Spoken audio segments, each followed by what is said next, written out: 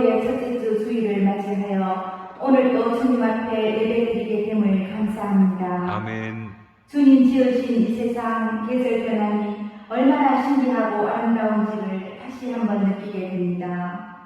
땡볕에 뜨거운 무더위 뒤에 결실의 가을이 오듯이 우리의 인생도 수고와 노력 없이는 결실이 없음을 알게 하시는 주님이시여, 이 험난한 세상에 주님 자녀로 삼아주심을 감사드립니다. 아멘. 주님 사랑이 계시기에 웃을 수 있고 우리 영혼에 단비를 내려주시니 평화로운 삶이 되게 해주신 주님, 주님 앞에 찬양하며 기도드리며 간구하며 주님께 영광 돌립니다. 아멘. 주님 앞에 나약한 저희들을 가려 이어주시어 영과 육의 강인함을 주시옵소서. 아멘.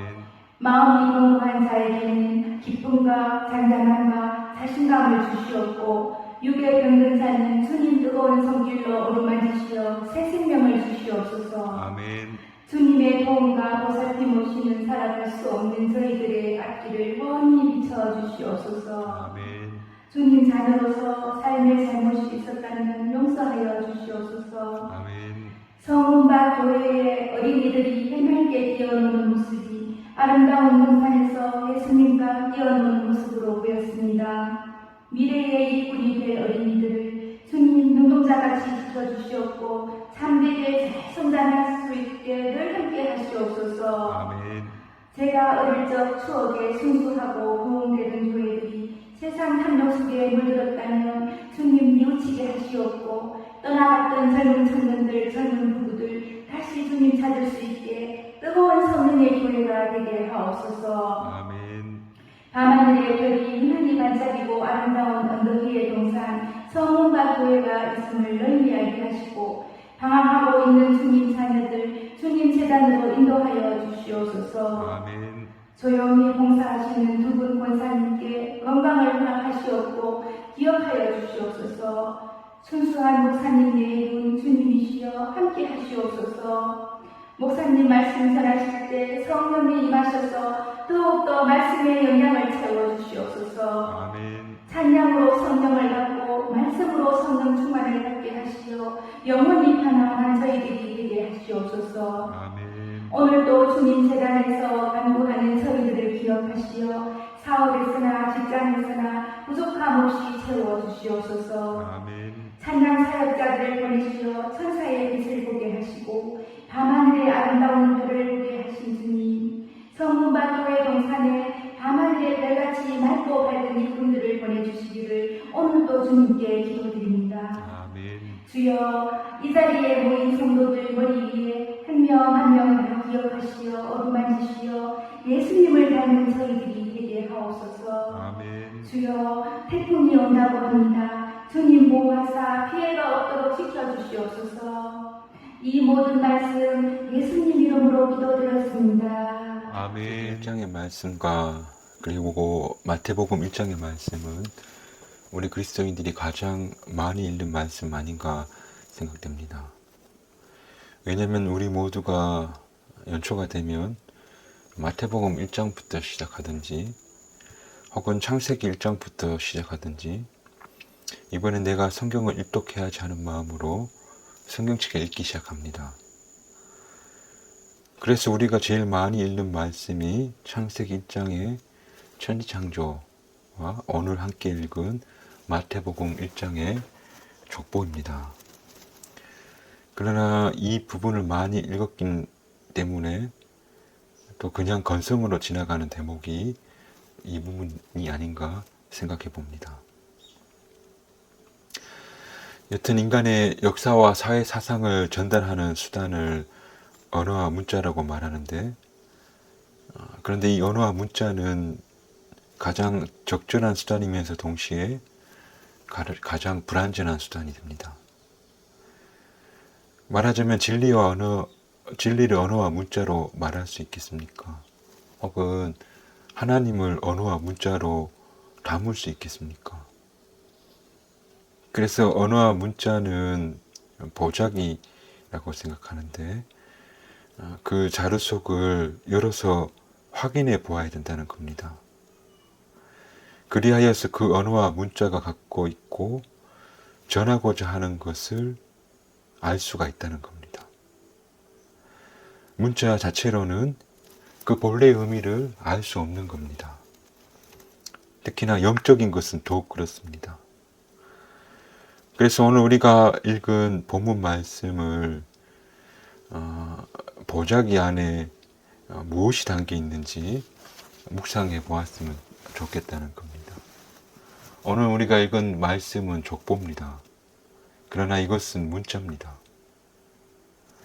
족보가 담고 있는 의미 있는 고백들이 문자로 담겨져 있다는 겁니다.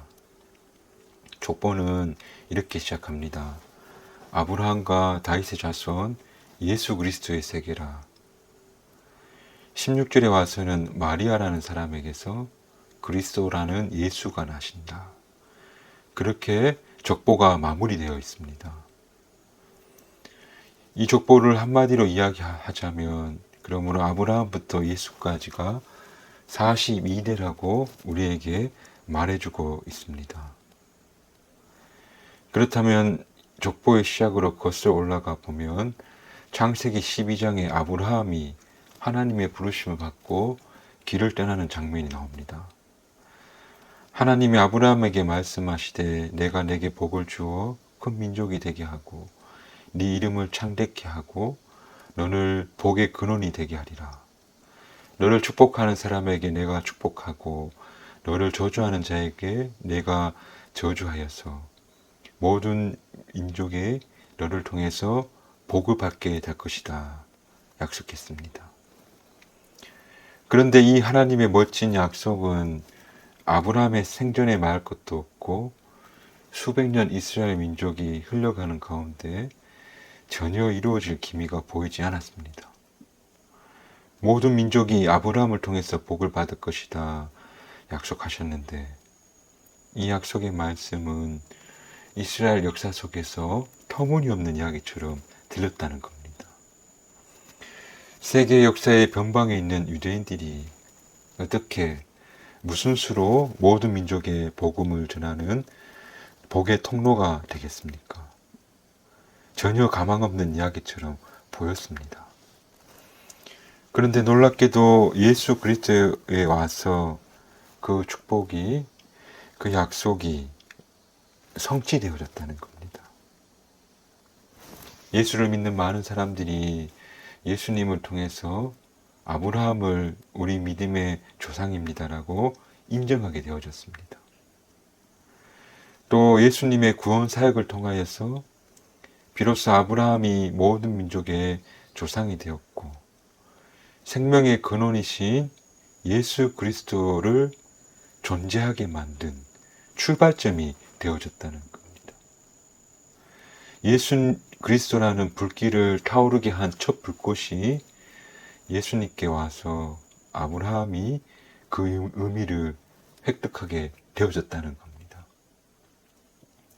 이스라엘 백성들은 아브라함의 약속을 사무치게 그리워하며 기다려봤습니다.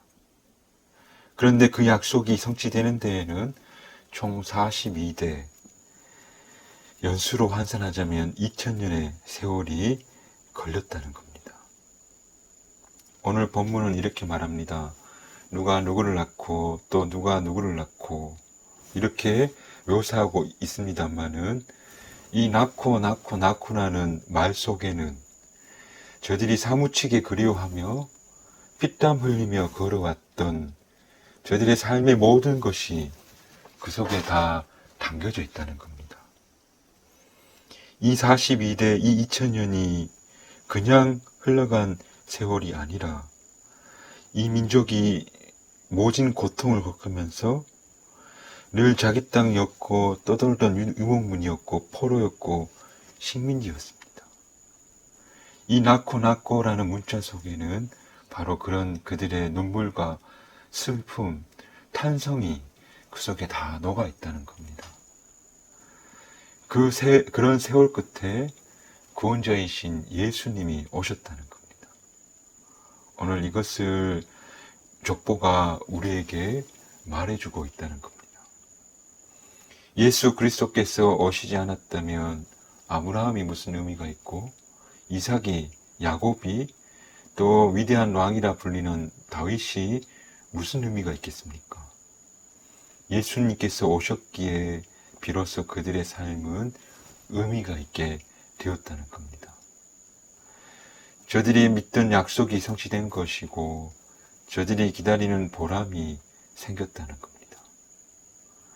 바로 저들이 걸어온 42대 끝에 예수님께서 계심으로 이 모든 것이 가능해졌다는 겁니다.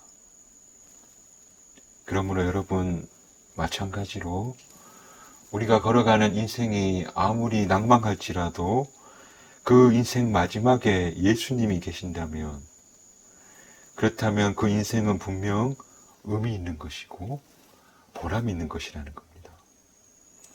그러나 반대로 이 땅을 살아가는 삶이 아무리 풍요롭고 잘 사는 삶이라 할지라도 예수가 마지막에 없다면 우리 인생은 살아있으나 만한 삶으로 살아가는 것이 된다는 겁니다. 예수가 있다면 그러므로 나는 이 우주에 피어있는 한 송이 꽃이 될 수 있지만, 예수가 없다면 나는 그냥 내에 던져진 한 줌 먼지와 같은 존재에 불과하다는 겁니다. 누가 알아주나 못 알아주나의 문제가 아니라 예수님께서 내 안에 살아있는 때, 그때 분명 나는 살게 되고 나는 가치 있는 존재가 되더라는 겁니다. 오늘 아브라함부터 예수까지, 그리고 그 끝이 그리스도라는 예수로 나셨다. 그렇게 족보가 끝났기에 저들의 기록은 의미 있는 것이 되었고 값진 것이 되었다는 겁니다. 그러므로 우리의 삶이 구원자이신 예수님으로부터 시작되고 또한 날마다 그분께로 향해 나아가고 있다면, 그렇다면 우리 삶도 정말로 값지고 귀한 것이 될 것이라는 것을 꼭 기억하였으면 좋겠습니다. 이태리에 가면 호르노라는 성당이 있다고 합니다. 그 성당에는 세계인들이 가장 귀하다고 생각하는 보물이 하나 있는데, 유럽의 지식인들에게 설문조사를 했다고 하는데, 질문이 뭐냐면, 이 지구가 망하게 되면 제일 먼저 건져나가야 할 유산이 뭡니까? 그렇게 물었다고 합니다. 그들이 하나같이 대답하기를 호르노 성당에 있는 바로 그 보물입니다. 그렇게 대답했습니다. 그렇다면 그 보물은 무엇인가 하면 바로 예수님이 십자가에 운명하시고 난 다음에 예수님의 시신을 무덤에 장사할 때 그 시신을 감쌌다고 알려진 세마포, 그 세마포가 거기에 있는 겁니다. 이 수의가 예수님의 수의라고 믿는 겁니다. 그래서 방탄유리에 담아서 보관하고, 그리고 그것이 인류가 가진 가장 귀한 유산이라고 말한다는 겁니다. 어떻게 그것이 세계적인 보물이 된 것일까요? 그 이유는 예수님의 흔적이 남았다고 믿기 때문이라는 겁니다. 마찬가지로 저와 여러분의 삶 속에서 예수님의 흔적이 남으면, 예수님의 핏자국이 넘치면 우리도 그렇게 됩니다. 내가 어떤 환경에 있을지라도, 내가 어떤 굽빛 가운데 있을지라도 예수님이 내 속에 살아있다면, 그렇다면 정말 우리 모두가 참 귀한 존재가 된다는 사실을 꼭 기억하였으면 좋겠습니다. 예수님께서 돌아가시고 난 후에 예수님의 제자들이 고민이 생겼습니다. 어떤 고민인가 하면 예수님을 누구라 말할 것인가, 이걸 고민했다는 겁니다. 그래서 그 고민 끝에 나온 것이 복음서인데, 예수님을 누구라 고백하고 누구라 말할 것인가. 우리가 예수님이 우리를 위해 십자가에 지시고 그리고 그가 정말 구원자이시고 그리스도이신데 이분을 후대에 뭐라고 말할 것인가?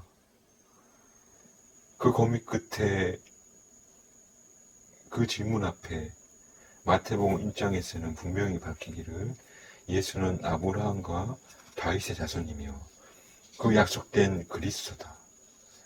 그가 예수시다라고 분명히 말씀하고 있다는 겁니다. 여러분은 예수를 누구라 고백하십니까? 예수님은 그리스도이십니까? 그렇게 고백하십니까? 예, 그렇습니다. 예수는 그리스도십니다. 라고 고백할 수 있는 저와 여러분이 되었으면 좋겠습니다. 그러나 처음에 예수님이 그리스도군요 했다면 그 다음엔 예수님은 정말 그리스도이십니다. 또 그 다음엔 맞습니다. 당신은 그리스도십니다라고 더 깊은 곳에서 나오는 고백이 우리 속에 있어지기를 주님의 이름으로 축복합니다. 예수를 처음 그리스도라고 고백하는 사람과 한평생 예수님을 그리스도라고 믿고 살아온 사람이 예수를 그리스도라고 고백하는 건 똑같은 고백이지만 전혀 다른 고백이 됩니다. 정말 마음 깊이 우러나오는 믿음의 고백을 우리가 할 수 있었으면 좋겠습니다. 점점 그 고백이 약해지고 희미해지는 것이 아니라 정말 가슴속 깊이 진실로 믿는 믿음 안에서 예수님이 그리스도십니다 라고 고백할 수 있을 때 그때 그 고백이 사람의 마음을 움직이는 귀한 고백이 될 것입니다. 그러므로 예수님은 그리스도십니다라는 이 고백이 한 해 한 해 갈수록 감탄사를 더하여서 정말 마음 깊은 곳에서 우러나오는 믿음의 고백을 주께 드릴 수 있는 저와 여러분이 되기를 주님의 이름으로 축복합니다. 오늘 우리가 함께 읽은 예수님의 족보는 수많은 세월 동안 숨죽이면서 기다리면 그리고 그 세월 끝에 피와 눈물 속에 예수가 그리스도십니다는 고백을 담고 있습니다.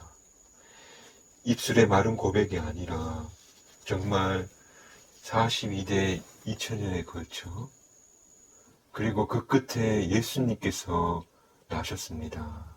그분이 바로 그리스도십니다는 고백이 담겨져 있다는 겁니다.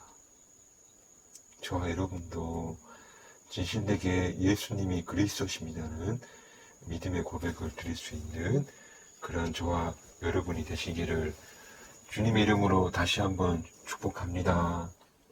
마지막으로 오늘 예수님이 그리스도십니다는 이 고백 마태복음 16장에 다시 나오는데 가이사랴 빌립보에서 베드로가 예수님께 주는 그리스도시요 살아계신 하나님의 아들이십니다라고 고백하는 장면이 있습니다. 그런데 이 고백의 전이해를 보자면 특별한 장면이 됩니다. 가이사랴 빌립보는 이스라엘 저 최북단 헬몬산 정상이 보이는 아주 아름다운 마을입니다. 헤롯 대왕의 아들이 이 도시를 건설하게 되는데 가이사는 로마 황제의 칭호가 됩니다. 빌립보는 자기 이름 빌립을 딴 겁니다. 그러니까 가이사라 빌립보는 로마의 황제 이름을 붙인 도시이기 때문에 그만한 규모가 돼야 됩니다.